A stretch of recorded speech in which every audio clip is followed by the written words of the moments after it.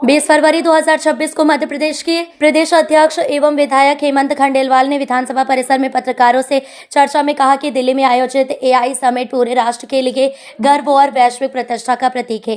100 से अधिक देशों, विश्व की अग्रणी कंपनियों के सीईओ और 20 से अधिक राष्ट्रीय अध्यक्षों की भागीदारी भारत की बढ़ती वैश्विक स्वीकार्यता को दर्शाती है।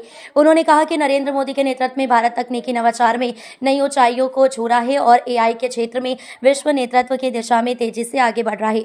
आत्मनिर्भर भारत के संकल्प को साकार करने के लिए केंद्र सरकार लगातार प्रयासरत है। खंडेलवाल ने कांग्रेस पर तीखा हमला बोलते हुए कहा कि विपक्ष को राष्ट्र की अस्मिता का सम्मान करना चाहिए। उन्होंने आरोप लगाया कि हालिया घटनाओं और प्रदर्शनों से देश की छवि धूमिल हुई है, जिसके लिए राहुल गांधी को जिम्मेदारी लेनी चाहिए और कांग्रेस को देश से माफी मांगनी चाहिए। उन्होंने बताया कि मनरेगा के उन्नत स्वरूप के रूप में बीबीजी रामजी योजना लागू की जा रही है, जिसमें ग्रामीणों को 125 दिन का रोजगार, पंचायतों का निर्णय का अधिकार और स्थानीय जरूरतों के अनुसार कार्य तय होंगे।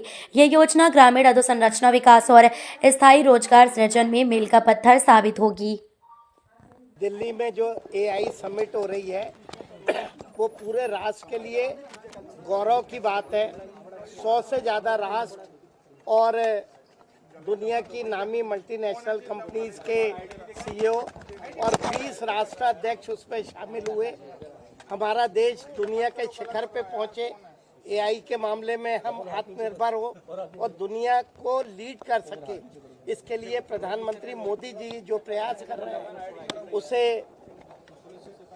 दूषित करने का काम कांग्रेस कर रही है। राष्ट्र का जहां तक सवाल है, उस ऐसे मसलों पे किसी भी विपक्षी दल ने देश की अस्मिता के साथ सम्मान करना चाहिए, उसके साथ समझौता नहीं करना चाहिए।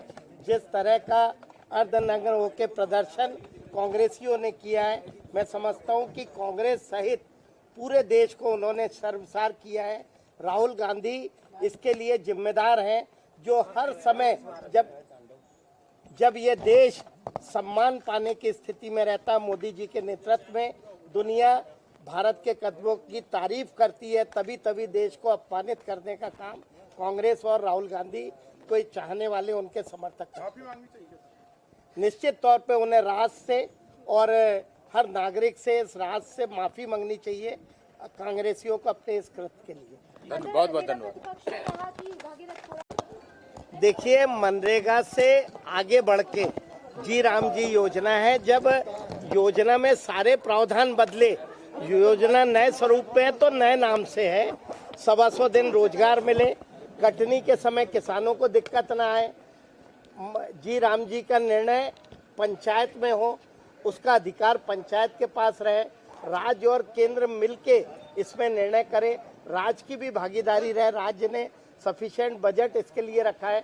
मैं समझता हूँ कि पहले की जो मनरेगा योजना थी उससे रोजगार तो कम मिल ही रहे थे, लेकिन ग्रामीण जो हमारा विस्तार होना था, जो अधोसंरचना में चेंज होना था, वो कुछ भी नहीं हुआ।